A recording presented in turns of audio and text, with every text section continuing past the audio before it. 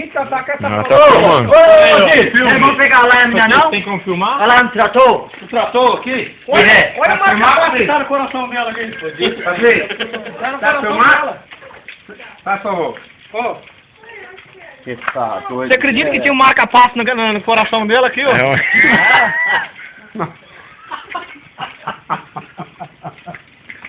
Tá mais peixe.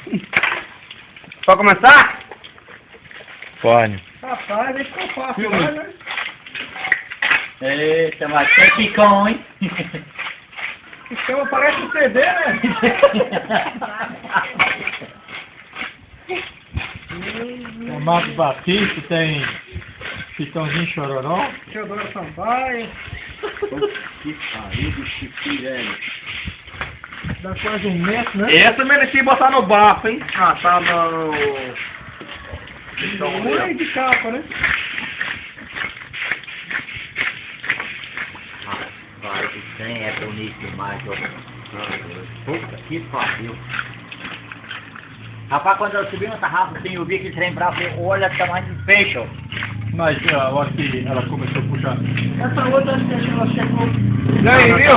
Aqui deixa a blusa dele morrer. Não, a outra não, a outra... Vai, vira! Vira! Bota ela em pé, Huguinho! Em pé? Vê se tem perna pra botar em pé. Pode poder raspar, porra! Você quer que eu vire o puxo agora, ô? Dá uma virada nele. Cuidado com... Já fala os cabelos direitinho?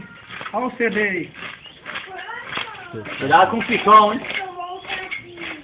Vai ficar um branco, né? Cara, um açude que tiver umas 100 dessas. Eu falei do Heitor, e a pessoa que tá, nós chegar aquelas socos que nós temos lá dentro, 3, 14 Mas tamanho. naquele que tem de baixo tem uma maior que é. Tem maior. Tem maior. Eu joguei ela por cima dela, né? Você lembra? Ela Ela dá mais de 30 quilos. Aquele eu garanto que dá mais que essa. Aquela que eu joguei por cima aquela vez Uma ali. força com quem quiser. O tanque é tão grande, Já deve ter uma só que deve ter 31 10, 20 quilos, mais ou daquela, menos. né? Ah, Não, duas tem. Uns Aí 31 você quilos. ganhou duas, né? Eu tenho duas tem, né? deu quanto? Três. Ali eu acho que tinha mais, assim. É, a Cascafim, pela história mesmo, pelo Globo Rural que foi falado, ela chega a 280 quilos. Então, aqui no caso é um filhote dela ainda, né? Mas esse caviar, nós vamos fritar ele. Bom, Tá te mexendo, né? vira ela assim. Olha a cara É? desse. O dela desse tamanho, né?